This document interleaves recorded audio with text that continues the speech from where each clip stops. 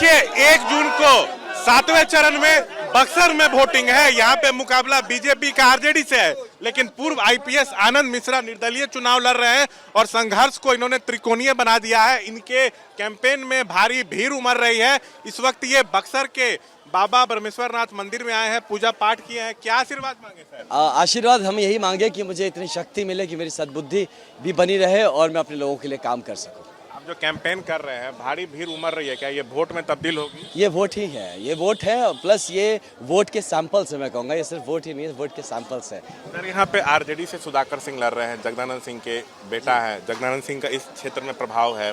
Mithilesh Tiwari BJP से लड़ रहे हैं, तो इस संघर्ष में आप अपने आप को कहाँ देखते हैं? मैं यही देख रहा हूँ, मैं देख रहा हूँ कि सब लोग एक हो गए हैं एक साथ।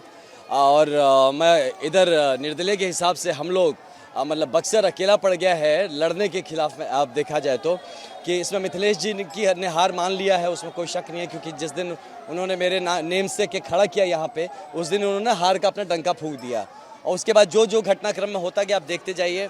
और हमारे साथ मैक्सिमम मैं बताऊं कि 60% से ज़्यादा जो उनके सो कॉल्ड कार्यकर्ता हैं थे, तो जिनको समझ में आ गया कि धरती के ऊपर, अपनी मिट्टी के ऊपर पार्टी नहीं होती, तो वो, और अगर एक उम्मीदवार अच्छा होता तो शायद मैं भी उनकी सपोर्ट में रहता।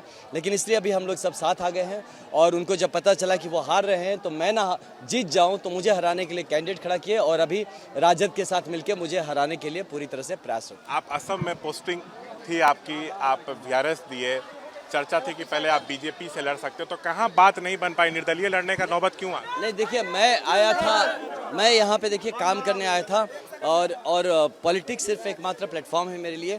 तो मैं वेट नहीं कर सकता हूँ, क्योंकि मुझे यह काम करना, मैं अपना आईपीएस का नौकरी छोड़ के आया हूँ, तो मेरे लिए हर एक दिन इंपॉर्टेंट है। मैं कोई पॉलिटिकल करियर नहीं बनाना है कि मैं वेट करूँगा आप मुझे नेता बना दीजिएगा, नहीं, मुझे वो नहीं चाहिए, मुझे काम करना है। आप प्लेटफॉर्म नहीं देंगे तो मैं अपनी प्लेटफॉर्म खुद बना लूँगा। क्या बीजेपी ने अन्याय किया आपके साथ लगता है? नहीं देखिए, अन्याय तो डेफिनेटली किया है, जिन लोगों ने किया है डेफिनेटली अन्याय किया है। कि एक आदमी जो इतने साफ मन से आता है और देश के लिए काम करना चाहता है, आप देश हित में मैं काम करने के लिए आया हूँ, मैं हर तरह से राष्ट्रीय हित में काम करने वाला हूँ, सनातनी हूँ हर तरह से, तब भी अगर कुछ लोग इसको रोकते हैं कि ईमानदार आदमी को आने देने से शायद कठिनाई, तो जरूर मैं पार्टी तो देखिए, पार्टी तो हमेशा से मैं कहूँगा कि पार्टी हमारी एकदम शानदार पार्टी है भाजपा, उसमें कोई शक नहीं। लेकिन ये जो कुछ लोग हैं जो कि उसके नाम पे अपनी रोटियां सेक रहे हैं, तो इन लोगों ने पूरा षड्यंत्र कर लिया, स्पेशली बिहार में, कि पार्टी को खराब कर देंगे।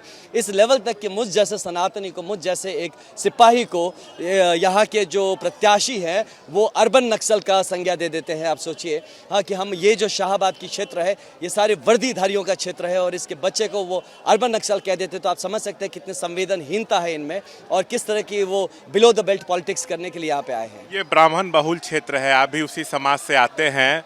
आपके मैदान में उड़ने से, आपके मैदान में आने से कहीं ना कहीं बीजेपी की संकट बढ़ गई? नहीं देखिए, किसी की संकट नहीं बढ़ी, आपको समझना, बीजेपी भी बक्सर का भला चाहता है ना। माननीय प्रधानमंत्री जी क्या कह के गए, यही कि बक्सर का अच्छा होना चाहिए, तो मैं तो बक्सर का अच्छा, अब देखिए आप खुद प्रत्याशियों में मिला के देख लीजिए, कोई भी चीज़ पार्टी पॉलिटिक्स से ऊपर है एक जगह का विकास, क्योंकि अगर हमारा बक्सर का विकास नहीं होगा तो हम किस विकसित भारत की बात करते हैं। तो इसमें जो उनके प्रत्याशी अनफॉर्चुनेटली जो कि प्लांट करा दिए गए हैं, जो कि मैं जानता हूं कि शीर्ष नेतृत्व को भी धोखा दे के ये प्लांट कराए गए हैं, तो कहीं ना कहीं ये शीर्ष नेतृत्व को ये समझ में आएगा कि जो विजन, एक बड़ा विजन देश के लिए वो कर रहे हैं, मैं वही तो विजन उनका, कुछ मैं अलग तो नहीं कर रहा हूँ। मिथिलेश तिवारी गोपालगंज के, तो लगता है कि बाहरी बनाम स्थानीय मुद्दा नहीं, ये मुद्दा तो शुरू से ही है और ये उनकी संवेदनहीनता बताती है।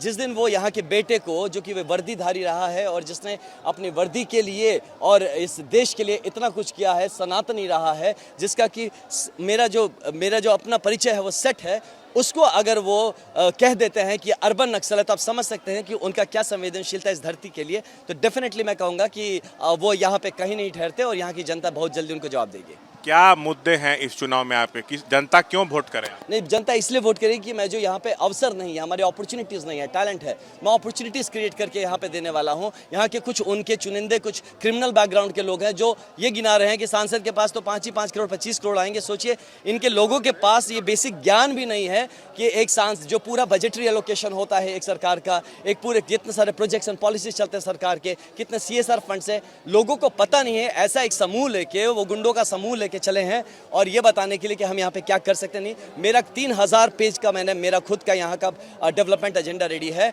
जिसको मैंने कई बार बताया है। It includes law and order, it includes स्वास्थ्य, इट इंक्लूड्स शिक्षा, इट इंक्लूड्स रोजगार, इट इंक्लूड्स स्पोर्ट्स, इसमें आता है यहाँ का कृषि का जो इश्यूज है उसको रिलेटेड है। आध्यात्मिक क्षेत्र है, यहाँ अध्यात्म के बेस पे हम किस तरह से इसको एक सर्वांगिक विकासीय डायरेक्शन दे सकते हैं। इंफ्रास्ट्रक्चर के इश्यूज है। ओवरऑल यहाँ देखें तो यहाँ पे किसी तरह का अपॉर्चुनिटीज अवसर नहीं है जिसको हम लोग मिलकर क्रिएट करेंगे। आखिरी सवाल, अगर आप जीत जाते हैं तो क्या बीजेपी में जाएंगे? हम जरूर जीत रहे हैं और मैं बक्सर के लिए, बक्सर हमें जिता रहा है, मैं बक्सर का होके रहूंगा, मैं किसी में नहीं जा रहा हूँ। शुक्रिया। देखिए, आनंद मिश्रा कैंपेन कर रहे हैं पूरे दमखम के साथ, समर्थक है भारी संख्या में, सब जिंदाबाद के नारे लगा रहे हैं। मुकाबला यहाँ पे त्रिकोणीय हो गया है। कैमरा पर्सन विशाल आपको लगातार बाबा बरमेश्वरनाथ मंदिर से तस्वीरें दिखा रहे हैं। अपने समर्थकों के साथ आए हैं। आनंद मिश्रा पूजा पाठ किए हैं, आशीर्वाद लिए हैं भगवान का। क्या उनका एजेंडा है, चुनाव में खुद को कहाँ देख रहे हैं, इन तमाम मसलों पे जो है वो हमसे बातचीत किए हैं। देखिए, ये सीट बीजेपी के पास है, अश्विनी चौबे सांसद हैं, लेकिन इस बार उनका टिकट बीजेपी से कट गया है। मिथिलेश तिवारी को बीजेपी ने प्रत्याशी बनाया है और मुकाबला है सुधाकर सिंह आरजेडी के हैं। और वहीं आनंद मिश्रा, असम में इनकी पोस्टिंग थी लेकिन वीआरएस दिए और उसके बाद पूर्व आईपीएस और मैदान में आ गए हैं और निर्दलीय लड़ रहे हैं। तो कहीं ना कहीं लड़ाई को त्रिकोणीय बनाने में जुट गए हैं और भारी भीड़ इनकी जो जनसभाएं हो रही हैं, चाहे रोड शो जो इनका कैंपेन चल रहा है उसमें उमड़ रही है। अब देखना है कि ये वोट में तब्दील हो गया नहीं। कैमरा पर्सन विशाल राय के साथ शशांक कुमार, एबीपी न्यूज, बक्सर।